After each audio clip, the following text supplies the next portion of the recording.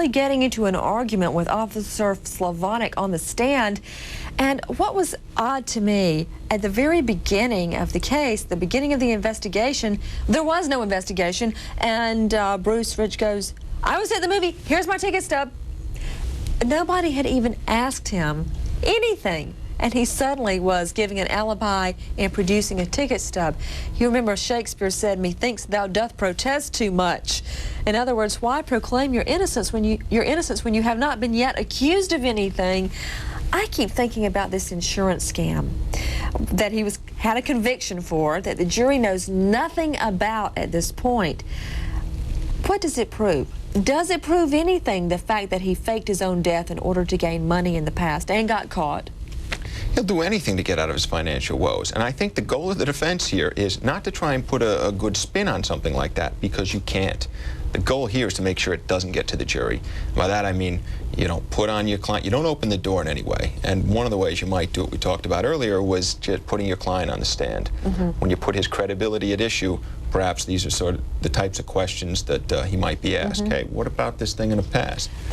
Where you would perform a scam for money. Well, what the defense could argue is, okay, yes, I did it, but I learned my lesson about scams. I swore I'd never do it again. I was convicted. I did jail time. It was all about money, and I learned my lesson, and that's why they're pinning the murder on me, because of my mistake years ago. But as a prosecutor, I think that really is very persuasive evidence of his guilt in this particular case. Because in the past, he tried to use death to get money, but he tried to fake the death. So now he actually has to go a step further because it didn't work before. And the death and the money connection are so persuasive from the previous case that they are very compelling to prove his guilt in the one here. Well, one thing I think it shows is everybody, well, not everybody, but most people have been in a money jam. Whether it was when you were in law school, or when you first bought your house, or you got a car, whatever, you owe money. Now, I would think of getting a second job.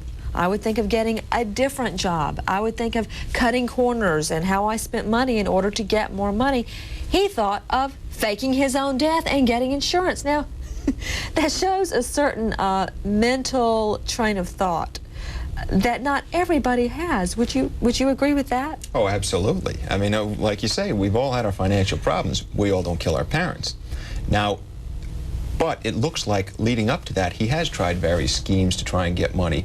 Well, we found out that he went to trial on a case where he claims permanent disability, and he in effect lost, and he got only hospital costs for his efforts.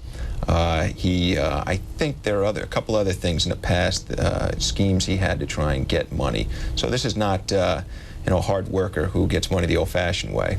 But I think it's very easy for a prosecutor to get jurors to believe that people kill for money. I mean, this is a very believable, natural, normal motive. Love, money. It's not a weird thing. It's not a stretch. It's believable, and it's really brought out by the other evidence in the case. You know, this guy has been involved in so many scams. I mean, just imagine what it takes to be sitting there in your apartment thinking, gee, I need money. I think I'll fake my own death and get insurance proceeds. You see it on the movies, you read about it in magazines and books, but have you ever met anyone that actually did that? What kind of mind has the propensity to come up with that as a way to get money? While he has a 4-year-old daughter at home. Listen, honey, I'm just going to go out for a few years, pretend I'm not alive. Pretend I'm not alive. So the good thing for the defense, the jury doesn't know about that last insurance scam where the defendant tried to fake his own death in order to get his hands on some money. We'll go back into the courtroom in just a few moments. But of course, an insurance scam is a far cry from murdering your mother and father in cold blood. The state's got a long way to go to prove this case.